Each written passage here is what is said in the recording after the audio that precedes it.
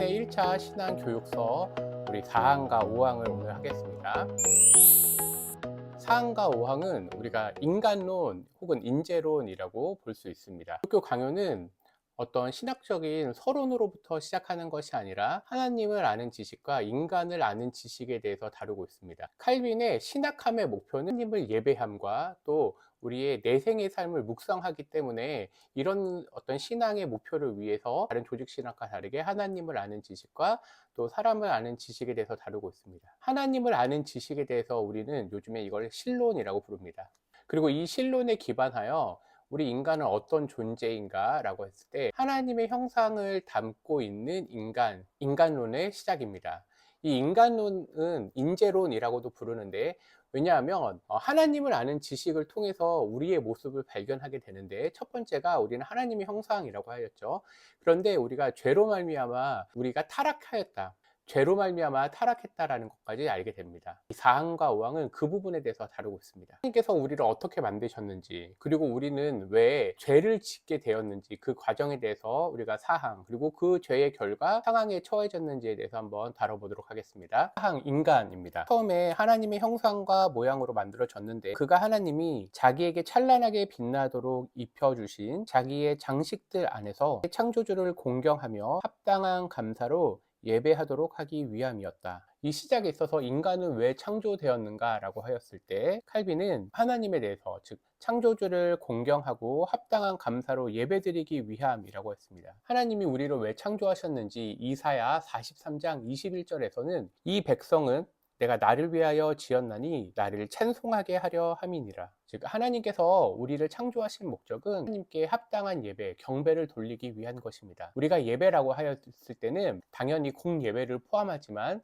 찬송을 부른다, 즉 예배 시간의 찬송뿐만이 아니라 우리의 삶 전체가 하나님의 거룩하심을 나타내는 삶의 예배까지 포함된다고 할 수 있습니다. 시편 150편 6절은 호흡이 있는 자마다 여호와를 찬송할지어다 라고 얘기되어 있습니다. 모든 사람이 하나님을 경배하기 위해서 태어났는데, 우리가 이렇게 창조된 목적에 의해서 살아야 됨이 마땅합니다. 아담으로 인하여 우리의 삶에 아주 큰 변화가 일어나게 됩니다. 인간은 자기 본성에 뛰어난 탁월함의 원천과 근거를 망각함으로써 자기를 주님보다 더 높이려 한 까닭에 어리석게도 자기를 자랑하는 데 사용한 하나님의 모든 은총, 선물을 빼앗겨야 했다고 되어 있습니다. 아담의 범죄에 대해서 다루고 있다는 거죠. 어거스틴은 아담이 왜 이런 일이 일어났는가 불순종에 초점을 맞췄다면, 칼빈은 이 불순종보다 더 깊은 하나님에 대한 불신앙을 다루고 있습니다. 왜냐하면 아담은 하나님께서 허락하신 이 모든 것들에 대해서 온전히 신뢰하지 못하였기 때문에 자기의 힘으로 무엇인가 해보려고 하는 이러한 결과로 인해서 선악과를 먹게 됩니다. 그 결과 우리는 아주 비참한 상태에 빠져들게 됩니다. 이는 모든 영광을 박탈당하여 벌거벗겨진 인간이 자기가 하나님의 은택, 자비하심으로 부요함을 누림에도 불구하고 감히 멸시했던 하나님을 알게 하기 위함이었다. 우리 힘으로 하나님을 알 수 없습니다. 하나님의 자비하심으로 첫 인간 아담은 하나님과 교제하게 되었는데, 그가 하나님이 우리에게 주신 것보다 더 크게 혹은 하나님을 넘어서려고 하는 욕심이 있었기 때문에 선악과를 아담과 하와가 따먹게 되었다는 것입니다. 그러면 아담의 범죄로 인하여서 우리는 어떤 결과를 맺게 되었는지 보겠습니다. 로마서는 이렇게 말씀을 밝히고 있습니다. 기록된 바 의인은 없나니 하나도 없으며 깨닫는 자도 없고 하나님을 찾는 자도 없고 다 치우쳐 함께 무익하게 되고 선을 행하는 자는 없나니 그들의 목구멍은 열린 무덤이요 그 혀로는 속임을 일삼으며 그 입술에는 독사의 독이 있고 입에는 저주와 악독이 가득하고 발은 피 흘린 데 빠른지라. 파멸과 고생이 그 길에 있어 평강의 길을 알지 못하였고 그들의 눈앞에 하나님을 두려워함이 없느니라 함과 같으니라. 네, 로마서 3장에서는 이러한 우리의 상태에 대해서 얘기하고 있고요. 또 23절에는 모든 사람이 죄를 범하였음에 하나님의 영광에 이르지 못하더니 라고 하는 우리의 삶의 비참함을 또 담고 있습니다. 이런 하나님과 우리의 관계가 어떻게 변했는지, 그리고 아담의 죄가 우리에게 어떤 영향을 끼쳤는지 우리가 도표로 본다고 하였죠. 그러니까 하나님이 우리를 창조하셨습니다. 하나님이 아담을 창조하셨는데 아담의 첫 범죄가 일어납니다. 하나님이 아담을 창조하셨습니다. 하나님이 우리를 창조하셨을 때 우리를 하나님의 형상과 모양이라고 되어 있는데, 칼빈은 형상과 모양은 동일한 의미라고 보고 있고요. 로마 카톨릭 교회는 이 형상과 모양이 다르다고 되어 있습니다. 우리는 칼빈의 이런 가르침을 따르는데, 왜냐하면 로마 카톨릭 교회는 이 타락 전의 형상은 우리가 유지하고 있고 모양만 상실했다고 얘기하고 있는데, 칼빈은 그렇지 않다는 거예요. 이 형상과 모양은 유대인들, 유대 특유의 어떤 반복적인 표현이기 때문에 형상과 모양을 구분할 필요가 없다고 되어 있습니다. 하나님의 형상을 갖고 있는 아담은 이제 첫 범죄를 저지르게 됩니다. 선악과를 따먹게 되는 거죠. 근데 그 깊은 이면에 어거스틴은 불순종에 대해서 얘기했고, 칼빈은 불신앙에 대해서 얘기하게 됩니다. 이 아담의 첫 범죄로 말미암아 우리에게 어떤 영향이 나타났냐라고 했을 때, 가장 먼저 우리가 죄로 말미암아 타락했다, 이제 이것에서부터 우리가 원죄라고 얘기할 수 있습니다. 아담이 첫 번째 죄를 지은 것 결과를 좀 구분할 필요가 있는데, 우리가 원죄라고 하였을 땐 아담의 첫 범죄 이후에 첫 번째 우리가 타락한 것, 두 번째가 우리가 부패한 것을 얘기하고 있습니다. 그런데 이 조직신학에서는 우리가 아담의 범죄 이후에 원죄의 결과로 우리가 타락하고 부패하였는데, 이게 전가가 우리에게 된다는 거예요. 이 결과, 타락과 부패의 결과가 뭐죠? 바로 죄책, 범죄에 대한 책임, 영원한 형벌과 사망이 우리들에게 주어졌다는 것도 이 원죄 안에 포함되어 있습니다. 이 아담의 죄의 결과, 인간이 포함된 것은 무엇이죠? 첫 번째는 아담의 범죄로 우리 역시 타락하여서 부패하다, 영원한 형벌을 받게 된다는 게 우리의 모습이라는 거예요. 그럼에도 불구하고 하나님의 은총은 이러한 범죄한 우리들, 그리고 영원히 하나님 앞에 형벌받아 마땅한 존재들인데, 우리들에게 자비하심으로 말미암아 자연적인 은총은 허락하셨다는 거예요. 그러므로 아담의 씨의 기원을 두고 있는 우리 모두는 하나님의 형상이 지워졌다는 건 상실했다는 거예요. 육신으로부터 육신으로 태어난다. 왜냐하면 우리는 영혼과 몸 혹은 육이 되어 있는 거죠. 영혼과 몸으로 이루어져 있을지라도 우리 자신이 육신의 냄새만을 풍기기 때문이다. 우리가 성경을 읽거나 이제 로마서를 읽거나 이제 기독교 강요 혹은 이제 칼빈의 글을 읽거나 신학적인 글을 읽을 때 왜 헷갈리냐면, 좀 구분할 필요가 있는 것 같아요. 모든 사람은 영혼과 육, 왜냐하면 영육혼은 우리가 하는 분들도 있는데, 영혼은 이제 영혼 혹은 혼육, 우리가 2분설을 대부분 따릅니다. 3분설 따르지 않아요. 우리가 이제 크게 인간은 영혼과 육 혹은 혼육과 영, 이렇게 나뉘어가 있는데, 인간이 어떻게 구성되어 있는가에 대한 얘기예요. 구성, 인간의 구성으로, 이 구성은 영혼, 육, 이게 붙어 있죠. 우린 전인적인 이해를 하니까. 모든 사람이 범죄를 했잖아요. 영혼이나 혼육이나 혹은 영육 모두가 다 타락했다는 거예요.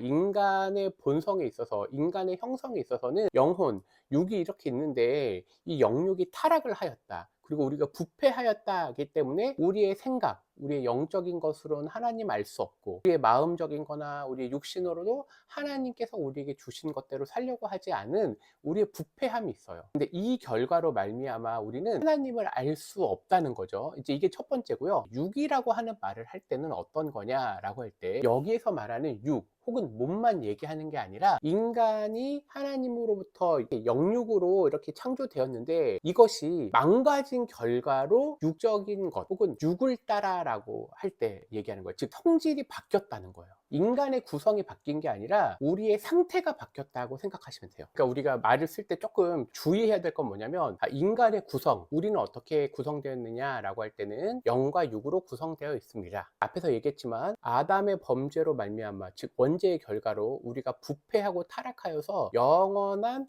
죽음에 가는 그 삶, 우리의 성질이 바뀐 거예요. 구성이 바뀐 게 아니라 성질이 바뀐 거예요. 이 구성이 바뀐 걸 성경은 육이라고 얘기를 하는 거고요. 그리고 하나님의 말씀대로 살려고 하는 것, 즉 회복되거나 혹은 우리의 하나님 중심적인 삶, 타락 이전의 우리의 삶의 모습, 그리고 그 결과, 예수님을 믿음으로 말미암아 이것을 영이라고 표현하는 거예요. 이거는 구성에 대한 얘기인 게 아니라 성질에 관한 얘기죠. 자, 이제 중간 결론이에요. 우리가 구성으로 얘기할 때 우리는 어떻게 구성되어 있죠? 영육으로 구성되어 있어요. 이제 이거 이해했죠? 성질이 바뀌었다, 영육으로 된 거는 마찬가지예요. 타락하거나 예수님을 믿지 않는 사람도 이렇게 구성되어 있는 거예요. 근데 성질이 어떻게 바뀌어요? 육적인 걸로 바뀌었다는 거예요. 이 두 개는 그대로 오는데, 이에 인해서 우리의 육적인 것, 단순히 몸뿐만이 아니라 타락한 성질의 삶의 모습을 계속 따라 사는 걸 육적이다 라고 얘기하는 거고요. 우리가 다시 예수님을 믿음으로 말미암아 영원한 중생과 영생을 갖게 된 사람들은 영육으로 구성되어 있는 건 변하지 않았어요. 그렇죠. 그런데 우리의 성질이 예수님의 말씀을 따라, 하나님의 말씀을 따라 사는 이것을 영적인 삶이라고 얘기하는 거예요. 구성과 또 성질의 바뀜을 좀 구분할 필요가 있는데, 성경은 이걸 같이 다루고 있기 때문에, 이 단어를 같이 쓰고 있기 때문에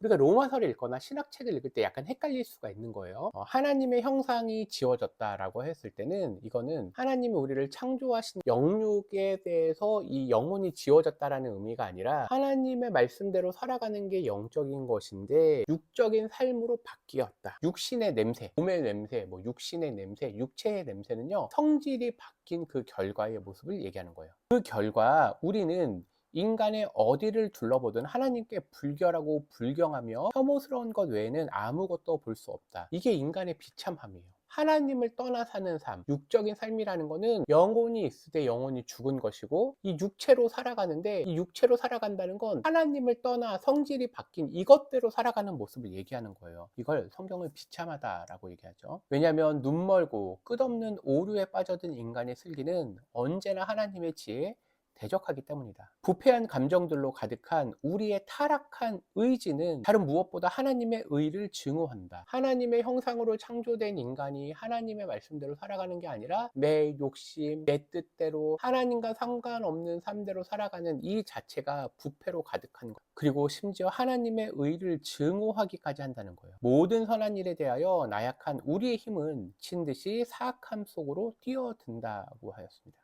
우리는 어떤 존재일까요? 우리는 하나님께 이제 눈이 먼 존재가 되었습니다. 하나님이 있으나 하나님을 인식하지 못하는 그런 삶이 되는 거죠. 그럼에도 불구하고 우리는 영원한 형벌과 저주 가운데 있지만, 비참함 가운데 있지만, 하나님은 여전히 우리들에게 은총을 주시는, 또 눈이 멀었지만 하나님은 우리들에게 은총을 허락하시는 거예요. 그들이 나타나는 게 혹은 일반 은총, 또 자연법, 이제 이런 것들이 있는 거죠. 그럼에도 불구하고 이것으로는 하나님을 알 수가 없어요. 하나님의 존재에 대한 인식, 뭐 이런 것들에 대해서 얘기할 때 조심스럽지만, 칼빈은 그래서 우리가 죄를 지었음에도 불구하고 우리 종교의 씨앗이 남겨져 있다, 그 자체가 여전히 은총인 거죠. 하나님을 파악할 수는 없지만 무엇인가 두려운 대상의 존재가 있다는 거예요. 이 인간론에 대해서 아주 간략하게 다루고 나서 5항은 자유의지에 대해서 얘기하고 있습니다.